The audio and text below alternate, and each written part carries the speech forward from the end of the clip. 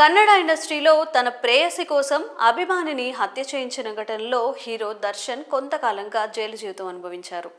ఇటీవల కర్ణాటక హైకోర్టు దర్శన్, పవిత్ర గౌడ్ సహా 7 ప్రధాన నిందితులకు బెయిల్ మంజూరు చేసింది.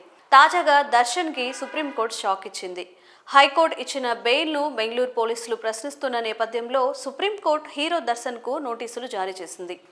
బెంగళూరు పోలీసులు నిందితుల బెయిల్ను సవాల్ చేస్తూ సుప్రీంకోర్టులో పిటిషన్ దాఖలు చేశారు. జనవరి 24న విచారణ జరిగింది. బెయిల్ మంజూరుపై ప్రభుత్వ అనుమతి తీసుకున్న తర్వాత బెంగళూరు పోలీసులు బెయిల్ ప్రశ్నిస్తూ సుప్రీంకోర్టులో పిటిషన్ దాఖలు చేశారు. ఈ పిటిషన్పై విచారణ జరగగా ప్రభుత్వం తరపు న్యాయవాదులు తమ వాదనలు వినిపించారు.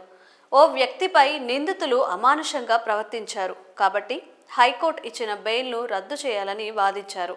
ఈ క్రమంలోనే 7 నిందితులకు సుప్రీంకోర్టు నోటీసులు జారీ చేసింది. మిగిలిన నిందితులు బెయిల్ కోసం దరఖాస్తు చేసుకుంటే ఇది వర్తించదు, హైకోర్టు తీర్పులు వర్తించవని సుప్రీంకోర్టు అభిప్రాయపడింది. ప్రస్తుతం కోర్టు విచారణను వాయిదా వేసింది. దర్శన్ ఒక సెలబ్రిటీ మాత్రమే కాదు, మంచి ఫ్యాన్ ఫాలోయింగ్ కలిగి కూడా ఉన్నారు. సాక్షులను వక్రీకరించేందుకు ఆయన ప్రభావాన్ని ఉపయోగించుకునే అవకాశం ఉందని పోలీసులు ఆందోళన వ్యక్తం చేస్తున్నారు. అందుకే హైకోర్టు పరిగణించని అనేక అంశాలను పేర్కొంది. ప్రస్తుతం దర్శన్ బెయిల్ మీద బయటకు వచ్చి డెవిల్ సినిమాలో త్వరలో నటించనున్నాడు.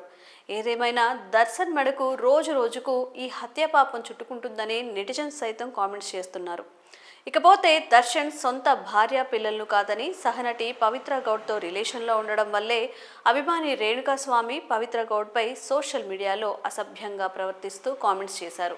ఇక బెయిల్ రద్దవడంతో మరి ఒక్కసారి బెయిల్ను రద్దు చేస్తే మళ్ళీ జైలుకి వెళ్లాల్సి వస్తుంది కాబట్టి ఈ విషయం ఇంకెన్ని మలుపులు తిరుగుతుందో వేసి చూడాలి.